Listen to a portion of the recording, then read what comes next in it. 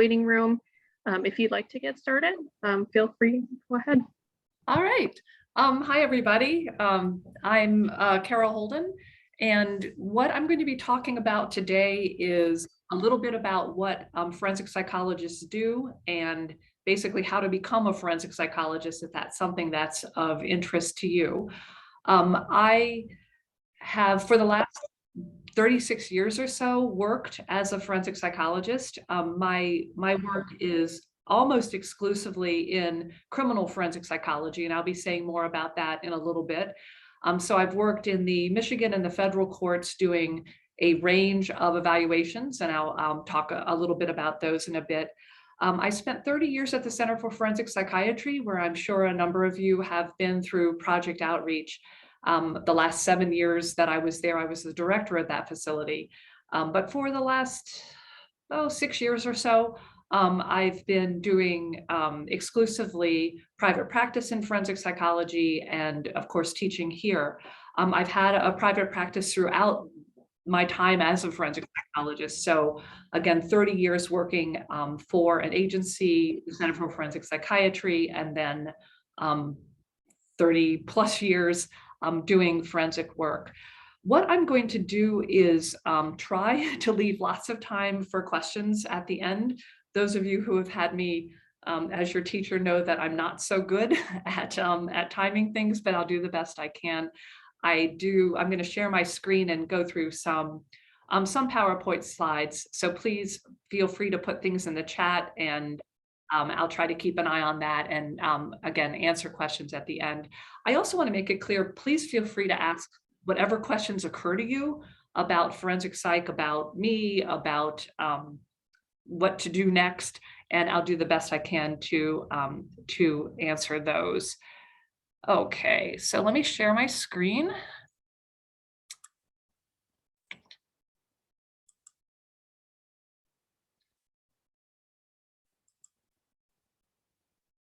me close that. Okay. So I just want to start with the brief definition of forensic psychology, and then I'll go from there into, again, what the various sorts of things that forensic psychologists do. So the definition of forensic psychology is simply this. It's the application of the science and the profession of psychology to questions and issues relating to law and the legal system.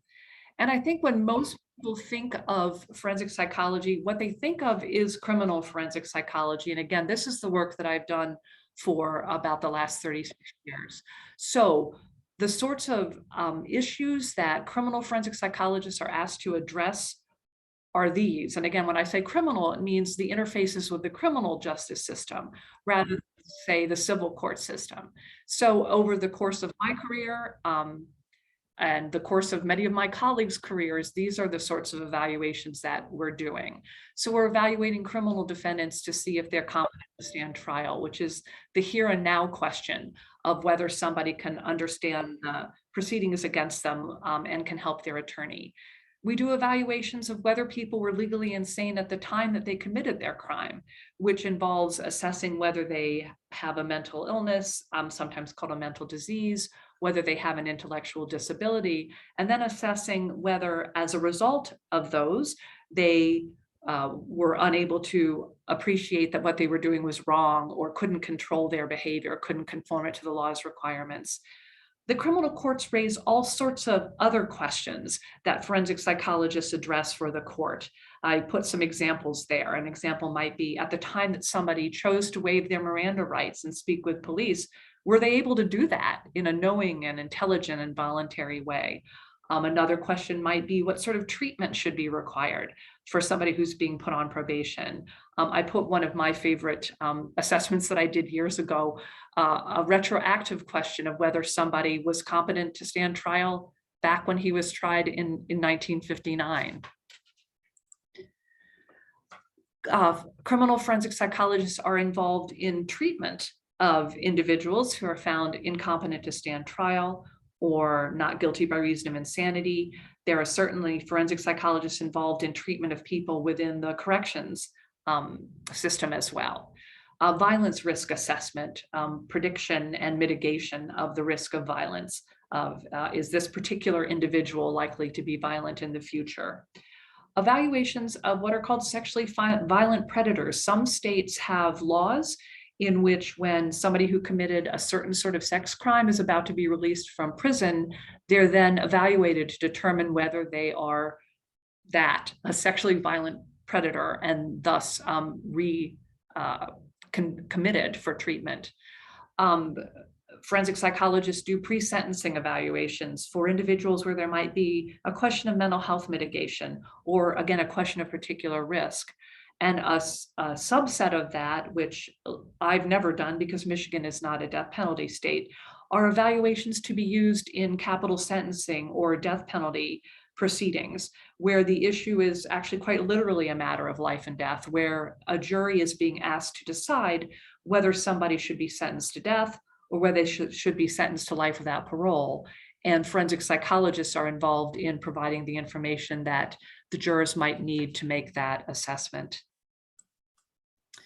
A whole subcategory of criminal forensic psychology has to do with juveniles who are facing charges in juvenile court. So the evaluations there might include competency to proceed, the sort of juvenile equivalent of competency to stand trial, treatment recommendations, again, violent risk assessment. Depending on the case and the state, there might be a question of whether a particular kid should be tried in juvenile court or tried in criminal court, and a forensic psychologist will be involved in that assessment.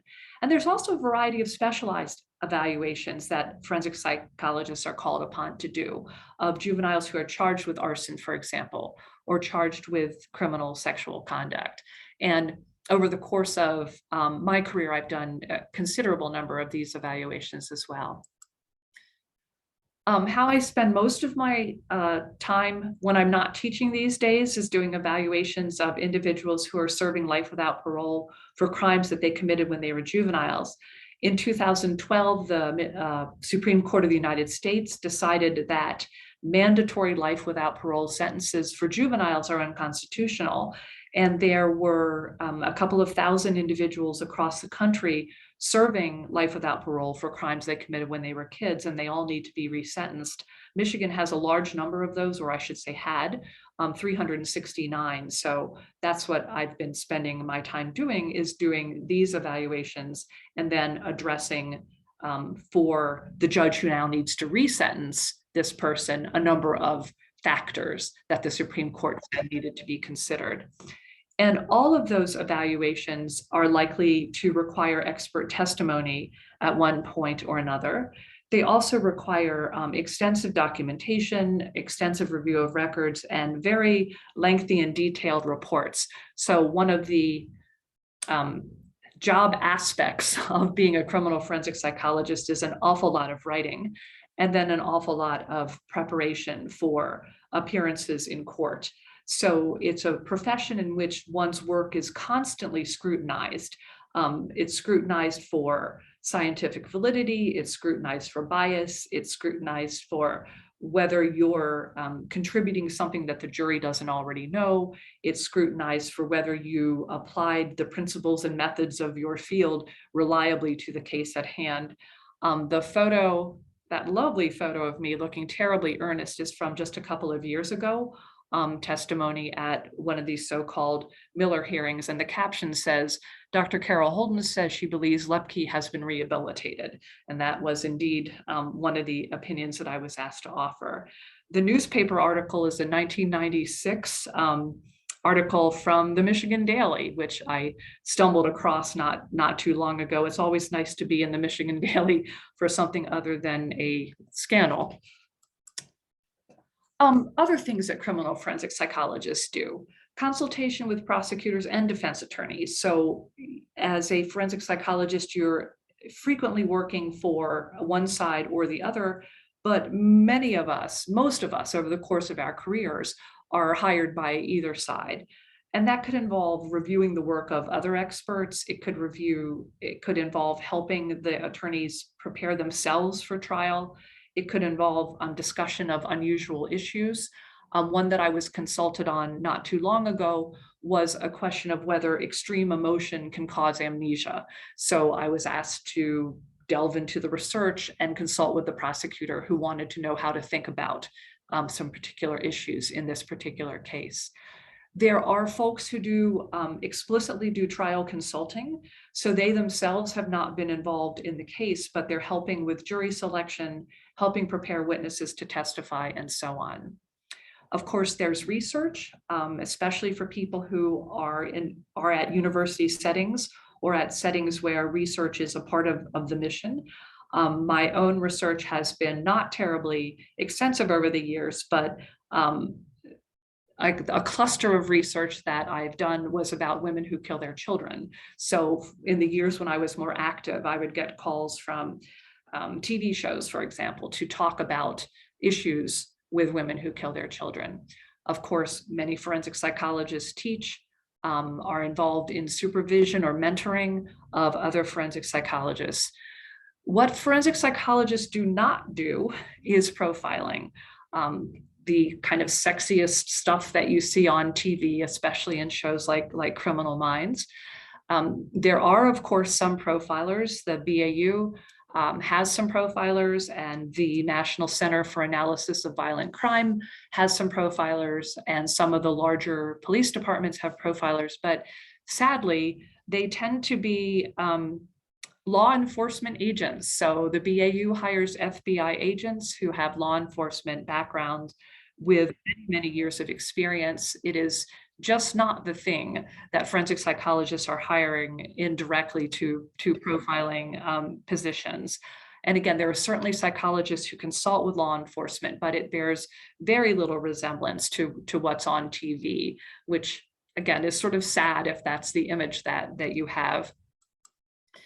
When I talk about media representations, really a very fine media representation of what a forensic psychologist might do, who's embedded in a police department or a prosecutor, district attorney's office, is the presentation on Law and Order SVU of Dr. George Huang. He's actually a forensic psychiatrist, but the representation that's there, if you've watched Law and Order SVU, is actually quite good. He consults on mental health issues. He consults on how to do interrogations. He consults on diagnoses. He consults on motives. He provides a lot of information about perpetrators and about processes that might be of use to the special victims unit. Unfortunately, Criminal Minds, which is a guilty pleasure of mine, and I'm assuming lots of yours, bears no resemblance to anything in reality, forensic psychology or otherwise, but boy, it's a wonderful show. One of my colleagues sent me this. I will, by the way, a little later put in the chat an article that has all the links that I'll be mentioning, so you don't need to write anything down. And this is a live link to a YouTube video, which is forensic psychologist Barbara Kerwin talking, although turned into an animation, about what forensic psychology does and doesn't include. And I love that particular comment from Ocean Man. Thanks for crushing my dreams. Okay, I've spent my career doing criminal forensic psychology. So working within the criminal justice system, doing evaluations of criminal defendants, and then again, writing reports, providing testimony, and so on. But there are also a lot of forensic psychologists who work in the non-criminal arena, in civil courts or in things kind of related to legal issues. And I've put some examples here. Child custody evaluations, evaluations for disability, social security disability, work disability, and workers' compensation when psychiatric or psychological issues have been raised. If there's a lawsuit where emotional damages are some of the damages that are being claimed, a forensic psychologist might get involved in those torts cases. So evaluations for emotional damages. Of course, there are evaluations of people who may or may not need involuntary psychiatric treatment, and that's an area in which lots of forensic psychologists practice. So evaluations for involuntary commitment, also called civil commitment, for psychiatric treatment. Evaluations for guardianship or conservatorship. Is somebody capable of managing their own affairs and or managing their own money? I was interested when Britney Spears was very much in the news that there was a mention of an evaluation that had been done. And I was really quite curious what sort of evaluation had been done and who had done that evaluation, because again, this is an area in which forensic psychologists work and then would provide opinions and testimony about whether somebody did or didn't need a guardian. Again, some more areas in which non-criminal forensic psychologists work. Competence to make treatment decisions, competence to write a will. And sometimes this would be a retroactive assessment. So a will is being challenged and somebody gets called in to do what's called a psychological autopsy and try to figure out what somebody's mental state was at the time that they produced the will. Forensic psychologists are, interestingly enough, involved in immigration issues and immigration hearings. The forensic component will often be something like assessment of what hardship somebody may be facing if they're returned to their country of origin, because hardship is one of the arguments for refugee status. And that hardship might include things like the impact of the traumatic experiences that they've already had, including, say, torture or sexual assault, or the impact that might accrue were they to return to their country of origin. Lots of forensic psychologists do consultation. The big example is violence risk mitigation. So there are people whose career is consulting with schools and universities and other organizations about how to reduce the risk of school shootings, for example, or how to reduce the risk of other kinds of violence in that organization. And then I have colleagues who do assessments of individuals who are applying for high-risk occupations. A psychological association is a part of application for a number of jobs. Many large police departments, the FBI, the Secret Service, the CIA, pilots, air traffic controllers, for example. And again, this is part of a hiring process. And we're looking for psychopathology, looking for various areas of risk and so on. I'm going to focus here, though, on becoming a criminal forensic psychologist and what route that is that people take. My colleagues who work in the non-criminal realm, often their forensic work has been sort of a logical extension of the work that they were doing as a clinician. So for example, somebody who had a thriving geriatric psychological practice, it is not surprising that somebody would ask them to do an assessment about guardianship. Or somebody who is already doing violence risk, say in the as a clinician, then becomes a consultant, or somebody who is already doing a lot of assessment would be asked to do assessment of individuals applying for high-risk occupations. So there's less of a sort of specific, how do I get to be a non-criminal forensic psychologist than there is how to be a criminal forensic psychologist. So I'm going to focus on criminal forensic psych. A couple of points to be made. It's a doctoral level profession, which means that you need to have a PhD or a PsyD. I can't stress this enough because if you Google forensic psych, you get 1 million hits for master's programs that are masters in forensic psychology. And many of them are for profit.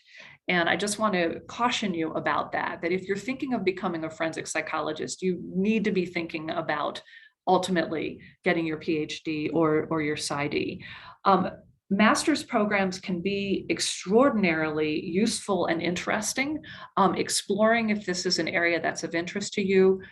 For people whose grades at U of M aren't what you hope they would be, it can be a great way of demonstrating that you have what it takes to succeed in graduate school. And there are some research-oriented master's programs that some students have found helpful to gather more research experience, if that's one of the things that's missing in your application. But generally, I tend to steer people away from master's programs unless you have a particular goal in mind that getting a master's degree in forensic psychology will fill for you. They tend not to be a direct path to becoming a criminal forensic psychologist. And I also want to point out that forensic psychology is a specialty area within clinical psychology. So it stands alone because it's a specialty, but it's a specialty area within clinical psychology. So the first step, and this people go, oh no, but this is the first step, is to get into an APA accredited, you need it to be accredited by the American Psychological Association, clinical psychology PhD or PsyD program. The PhD versus PsyD issue is in many ways a matter of personal preference.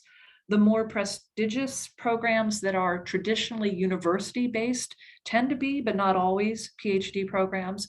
And there are certainly PsyD programs that, again, are for profit and are very, very large. And those may not be a great choice, but the I have to have a PhD is not the case. There are growing numbers of PsyDs in criminal forensic psychology, but again, doctoral level. Many might be an overstatement, a large number, some clinical psych programs have a specific forensic track. And in fact, there are some programs that's what they're known for, is their forensic training within their clinical psychology program. And so the question there is, does the program you go to have to have a forensic track? And my answer is that it's nice if it does so, but I always suggest that people not limit themselves to clinical psych programs that have a forensic psych, forensic track rather. The goal should be to become a well-trained clinical psychologist. And I will talk about ways that you can pick up the forensic training later. So people who are know for sure that they want to be criminal forensic psychologists, I say absolutely identify those programs and apply to them, but don't get so hung up on it that you're restricting yourself to that. Because as you know, if you're applying to clinical psych grad school, you're going to be applying to a number of programs because they're so competitive. The other thing which can be, I don't know, sort of discouraging is if you're looking at clinical psych programs and looking at principal investigators whose labs you might be applying to work in, they're often not directly relevant to what you hope to be doing. And my advice then is to think of all of this broadly. Think of all the things you need to know, for example, to do evaluations of criminal defendants. You need to know about trauma. You need to know about developmental psychopathology. You need to know about psychopathy. You need to know about abnormal psych. You need to know lots of things that may provide the sort of building blocks for your career. So when you're thinking about research interests of people you'd work with, think about those sorts of things. Again, the goal is to get your degree. I'm assuming that I'm talking about sort of working as a criminal forensic psychologist rather than being an academic. And the goal is to get your degree with research that is interesting, will hold your attention, will keep you motivated during the long slog of grad school. And then again, is a building block for what you'll be doing next. I put, what about JD, PhD programs? There are a number of these programs, and they're really interesting if you want to be a lawyer as well as being a psychologist. What happens in these programs is you complete both degrees in their entirety. So you're getting both a JD and a PhD.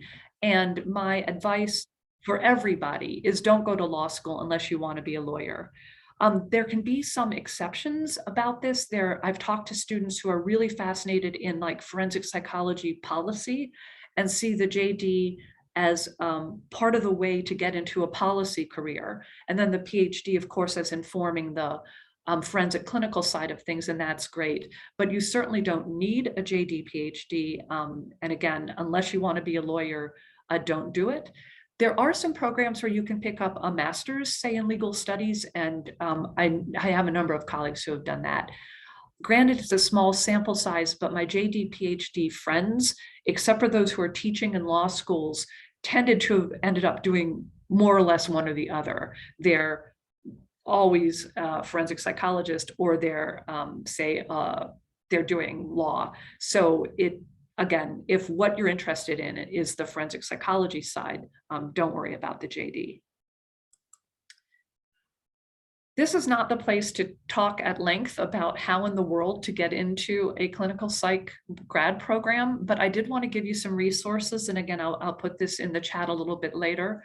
There's a more general book that's published by the American Psychological Association called Getting In, a step-by-step plan for gaining admission to graduate school in psychology. Now, this is psych in general, not just clinical, but lots of good advice.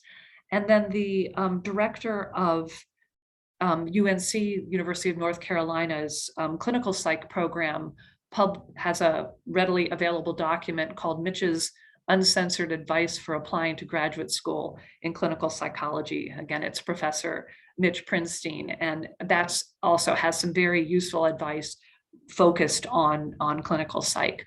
I'm sure you've heard that research is really important. So in your U of M career, you want to do as much research as you can. Does it need to be forensically oriented? No, and good luck with that. Luke Hyde can only take so many people in the mind lab to research psychopathy. And then of course, there's various other people researching things that again are sort of that kind of bedrock thing that I'm talking about. But the students that I know who have been successful, it's more that you've demonstrated the research skills that you pick up by working in a research lab, hypothesis formulation, some experience with what it's like to be on a research team, whatever jobs you're actually given to do, whether it's coding or data entry or subject recruitment or whatever. Those are the skills that people are looking for at the graduate school level. I also recommend that people try to get whatever clinical experience you can get as an undergrad. So whether that's tutoring or again, doing project outreach placements, whether it's working at a camp, whether it's shadowing people at say, various sites here, whether it's volunteering in the psychiatric hospital, just anything that's clinically oriented. Your University of Michigan degree really counts for something when applications are being reviewed, and that's a nice confidence builder. And then again, I won't go into detail, but you might want to be thinking pretty early on in a U of M career how you might want to use your gap year, assuming that you take a gap year or 2 or 3 to fill in holes, get more clinical experience, get more research experience. You will end up applying to numerous programs, and the American Psychological Association has both a print volume and a database on the next slide to help you sort through these. And this is the first but not the last time that I'm going to say, as you're thinking about becoming a forensic psychologist or becoming really any kind of psychologist, think about being geographically flexible.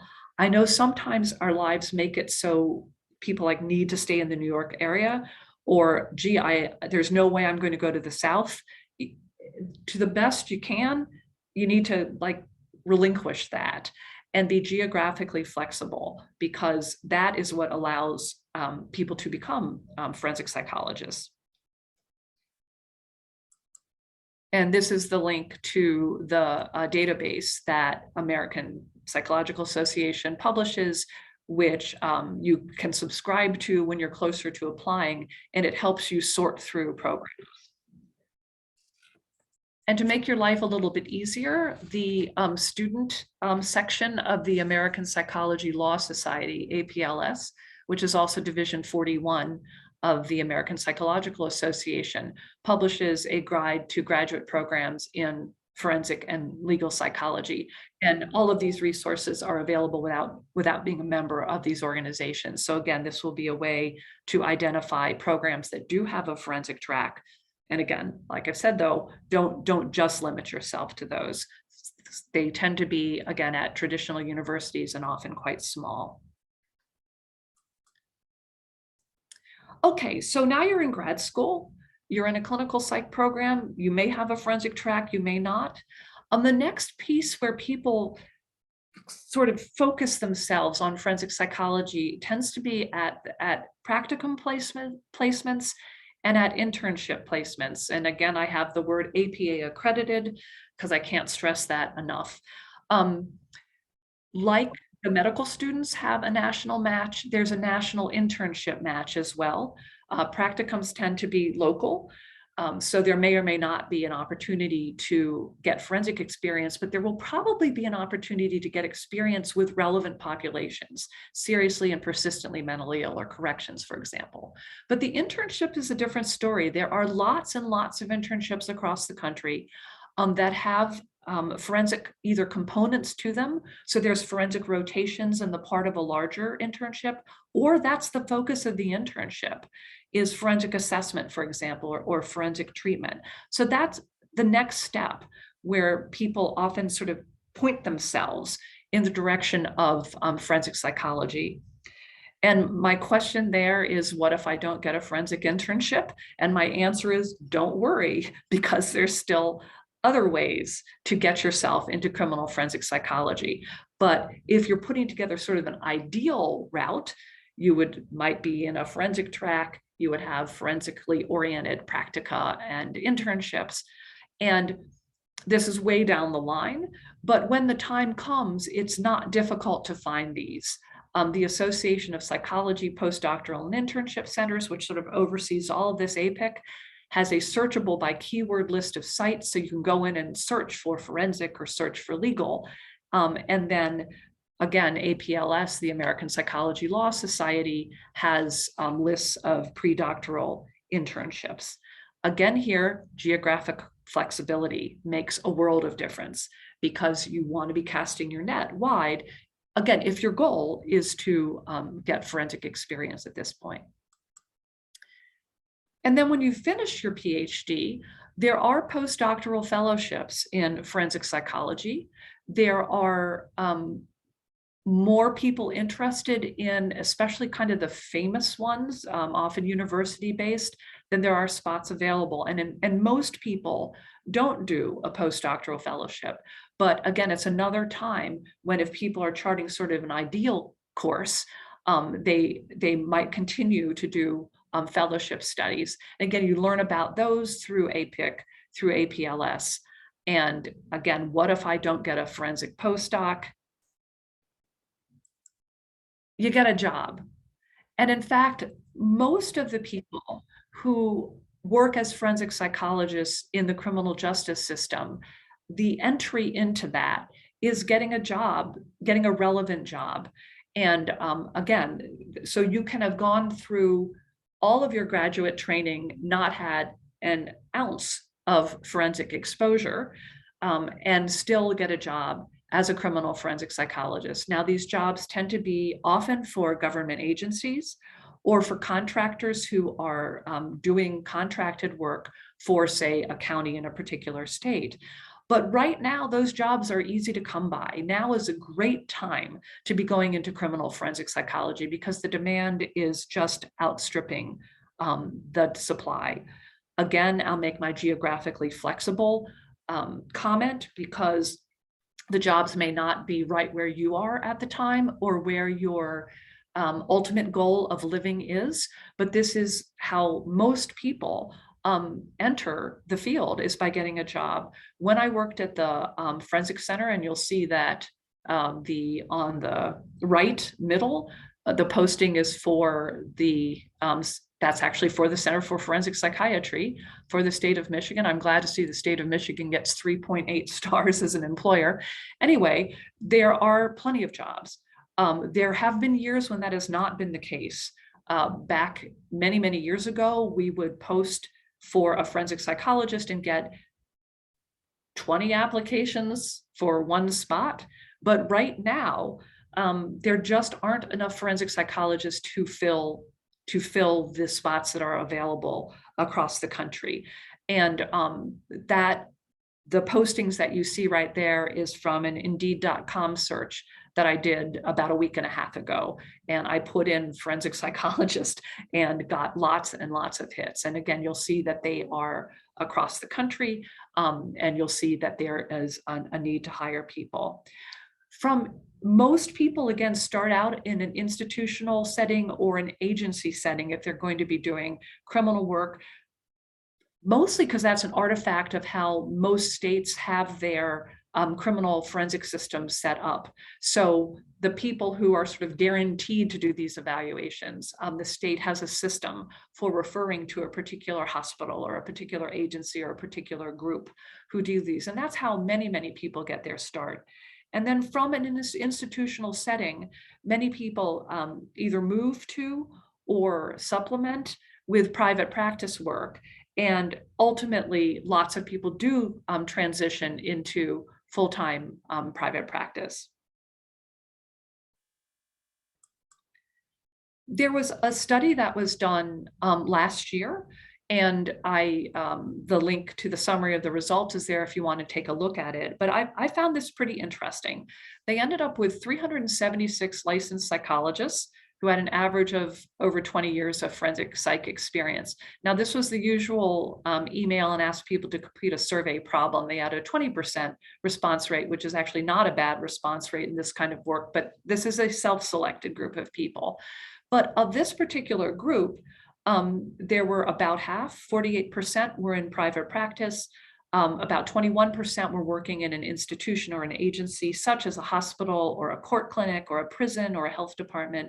And then there were less than a tenth at a university, and lots of people, or 8% rather, who were either other or were at more than one setting. Not surprisingly, as you got further in your career, you were more likely to be in private practice and less likely to be in an institution or an agency. Although, again, lots of people spend their entire career working for a place.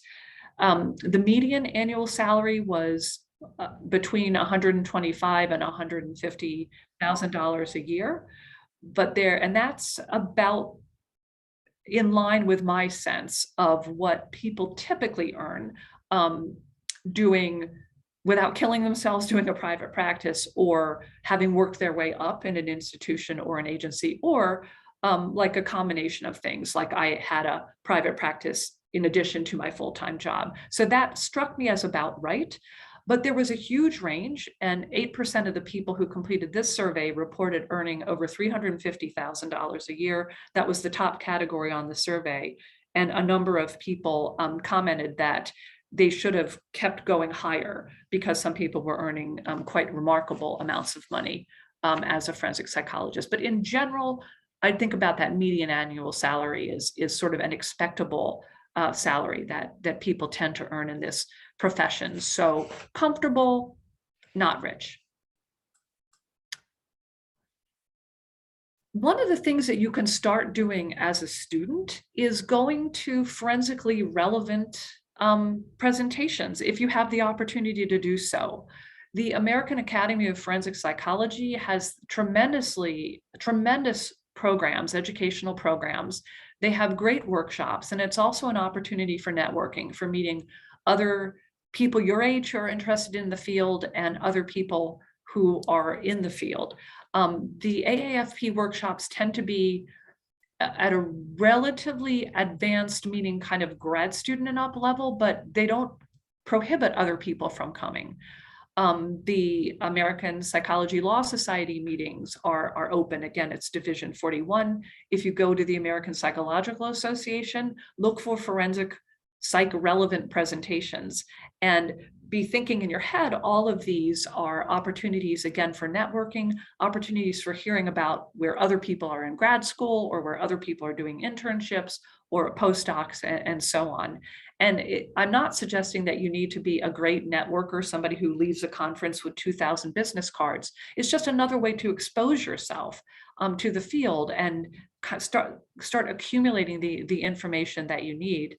And if you are somebody who your first sort of exposure to the work of forensic psychology is your first job, this is exactly the place where you start learning a lot of additional information that would help you in whatever else you decide to do, private practice or whatever.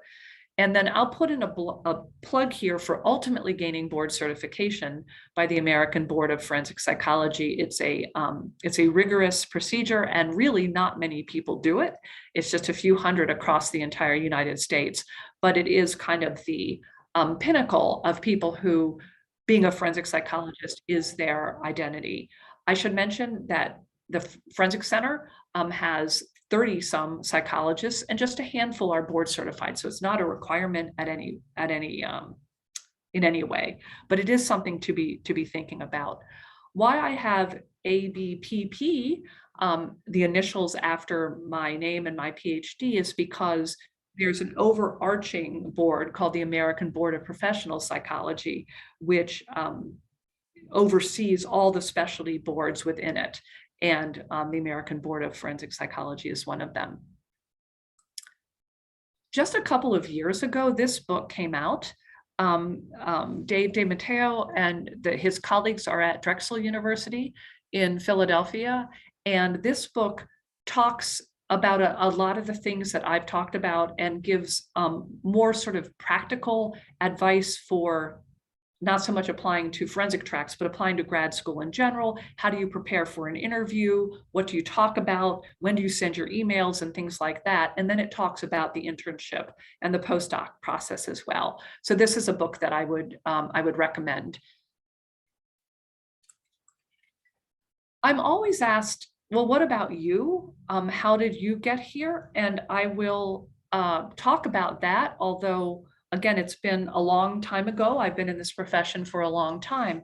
And I'm always saying to people, well, I just kind of blundered my way in, but come to find out that blundering is not an uncommon career track. Although, again, I've certainly kind of laid out what a traditional track into criminal forensic psychology might look like. So I was a psych major at Bryn Mawr College, which is outside of Philadelphia. A proud Division III athlete. I played varsity badminton. The photo on the upper right is of what's called the old library at Bryn Mawr. It looks very much like the law quad here at U of M. That's because both of them are modeled after Oxford and Cambridge. I knew nothing about forensic psychology when I was an undergrad. It actually didn't become an American Psychological Association specialty until 2001, 20 years after I graduated. So I knew nothing about it. I certainly knew that there was something called legal insanity, and I knew about involuntary commitment. I mean, some of the things that I learned in classes, but I certainly didn't have any notion that there was something called forensic psychology. And in fact, I came to the University of Michigan to get my PhD because at the time, U of M was a very, very clinically practice-oriented, very, very psychoanalytic, like Freudian psychology program. And that was my interest at the time. My plan was to become a psychoanalytic psychotherapist and eventually get additional training to become a psychoanalyst. And I had always enjoyed teaching, so I thought it might be interesting to be part-time faculty at like a small liberal arts college where I'd come from. And by the way, this plan all included being back on the East Coast.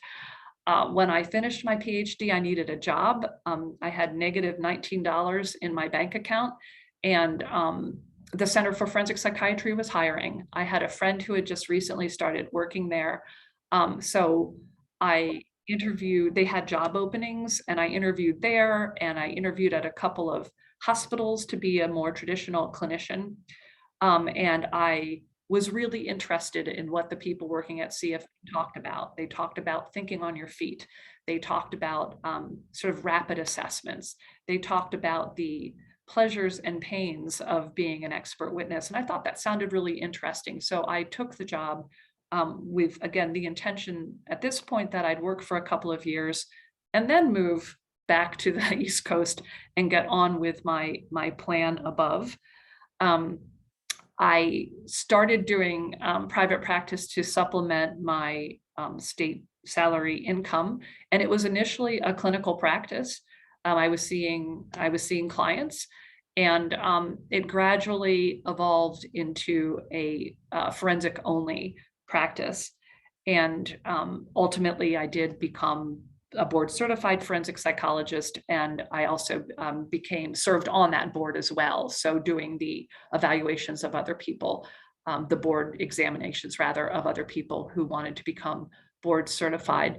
And my final bullet there is serendipity. A lot of my career I really owe to serendipity, to lucky turns of events. It played a huge role in my career, including that first job at the Forensic Center, including how my private practice ended up expanding. Like my first, I couldn't do assessments of adults in criminal court because there was the risk that there'd be a conflict of interest with my work at the Forensic Center. So I had a friend who was a federal public defender, and an evaluation came my way that way. I had a friend who was doing some guardianship work, and somebody asked him about assessing a child in juvenile court, a very young child. And he didn't know anything about children. He knew that I had some child and adolescent training, asked me if I'd be interested. And that actually turned into many years of doing hundreds and hundreds of evaluations of juveniles in juvenile court. The work I'm doing now, the juvenile life without parole, I got called because I, about twice a year, give a guest lecture at the law school.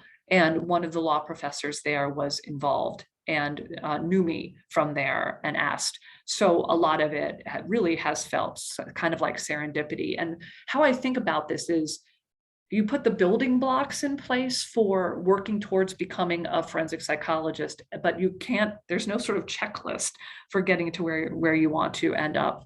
And by the way, I asked colleagues on my forensic psych listserv if they could tell me their stories about becoming a forensic psychologist. And there was a lot of focus on serendipity there. Here's one of those stories. Keep an eye on geography. Keep an eye on how, even though this is a more or less traditional route, not everything went as planned for him. Hell didn't even know what forensic psych was, did his undergrad at University of Arkansas, honors thesis on psychopathy.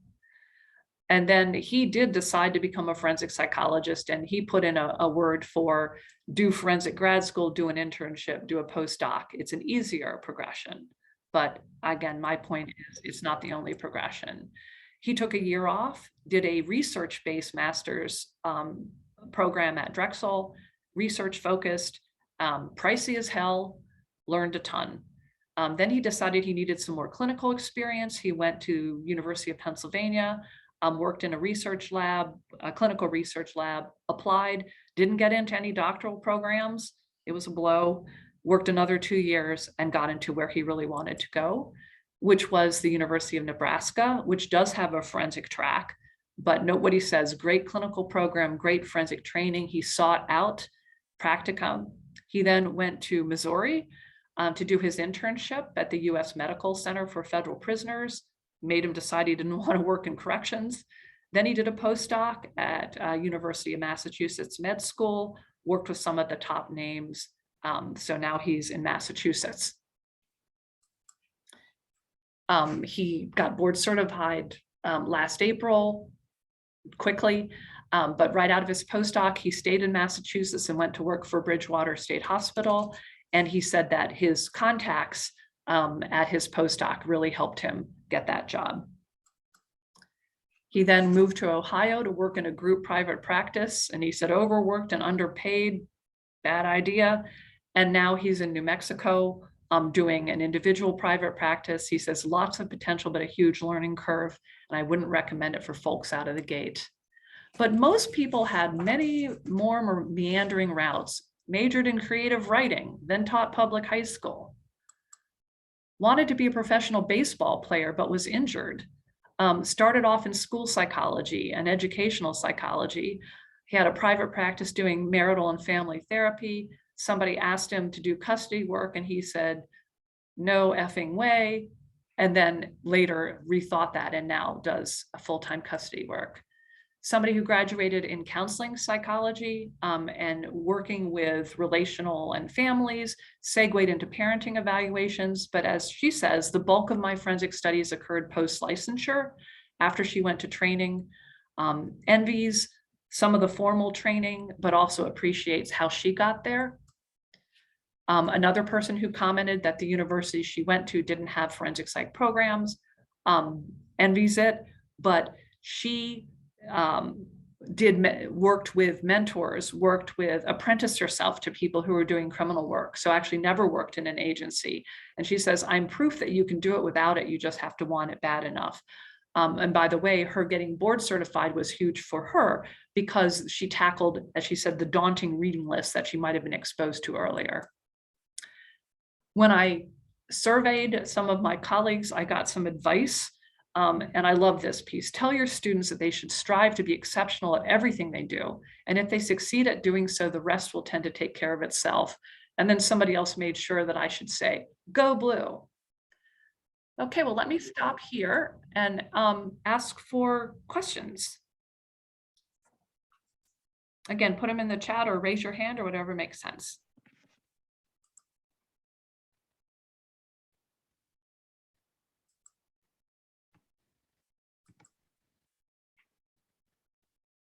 I can't believe it. I've answered every possible question.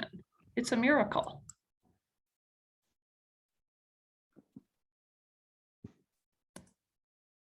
Okay, did that turn up in the chat?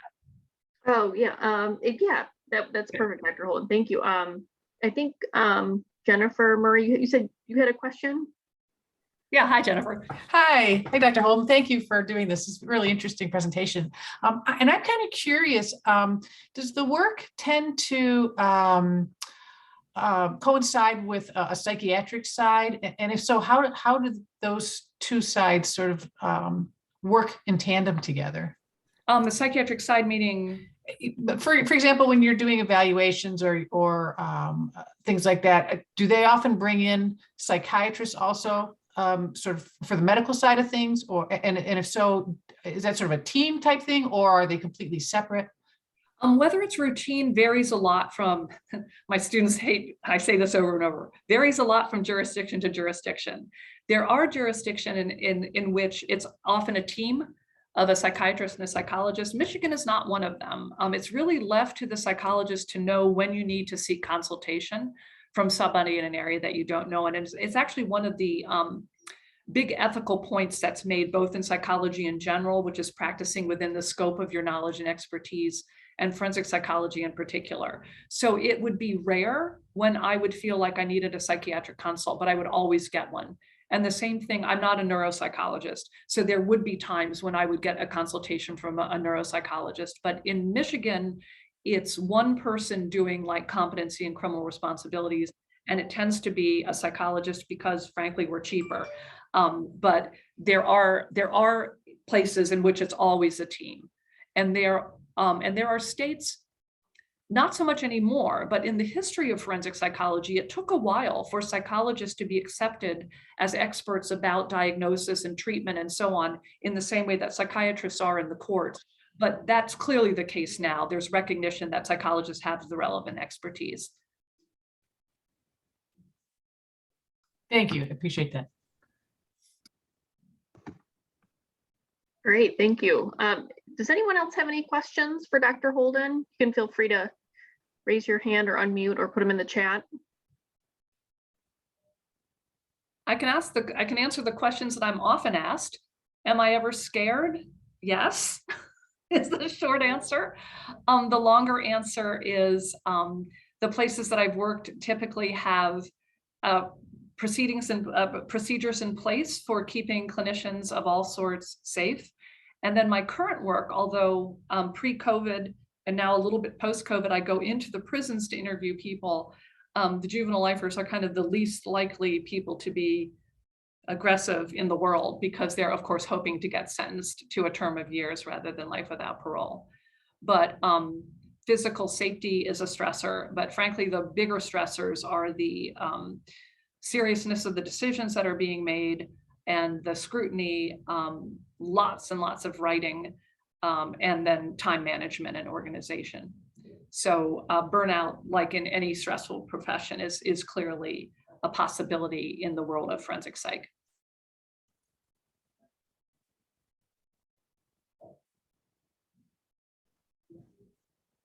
Great, thank you. Oh, it looks like Charlotte has a question. Hi, Charlotte. Good to see Hi, you. Dr. Holden. Yeah, I'm in your class right now. But I just wanted to ask, what does your caseload normally look like? Like, are you working on one at a time or multiple at one time? Right now, I, I try to do them sequentially, so I'm not, frankly, so I'm not getting confused, because especially with the juvenile lifers, I'm covering so much information that um, having thousands of pages of records to review and then lots of information gained from an interview, I want to do them sequentially, but it doesn't always work out. So right now I have 2 reports that I need to write in the next week.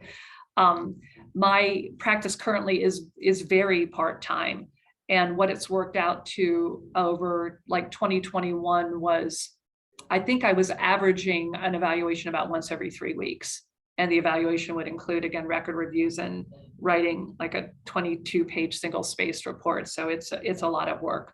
If you're working for an agency, like at the Center for Forensic Psychiatry, people would typically evaluate between 90 and 100 individuals a year. Wow, okay. Thank you so much. Great, okay, so anyone else have a question for Dr. Holden? Yeah, I wanted to ask if you could go into more detail about your experience at the Center for Forensic Psychiatry.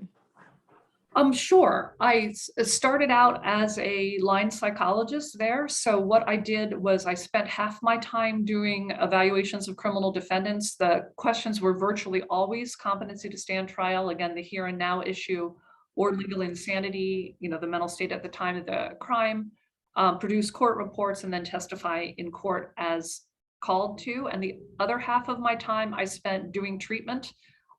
It's a secure psychiatric facility, so I was treating individuals who had been found incompetent to stand trial or not guilty by reason of insanity. And incompetent treatment is kind of specific, both treating the underlying condition and then helping to remedy any competency deficits that somebody has. I then spent a number of years full-time just doing full-time doing evaluations, and that's when I started getting management positions. So I would be supervising other psychologists, supervising medical students who were doing rotations, supervising psychiatrists who were in training, supervising social workers who were in training. And I did that for a number of years, and ultimately then I was the director of that division of the evaluation side as opposed to the treatment side. And then, like I said, I spent the last 7 years as the director of the facility, which was 100% a management position within CFP. And really, I was a hospital director rather than a psychologist at that point. But I think my psychology background stood me in good stead, and certainly my clinical background, understanding what the treatment teams were up against and understanding the evaluations. So that's kind of it in a nutshell. And again, a terrific, it was a really, really good career for me, but 30 years, it was time to leave.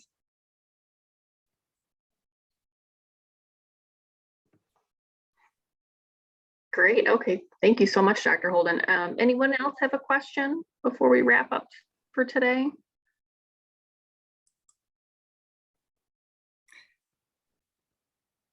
Okay, so we will be sending this recording out to anybody who registered for the event.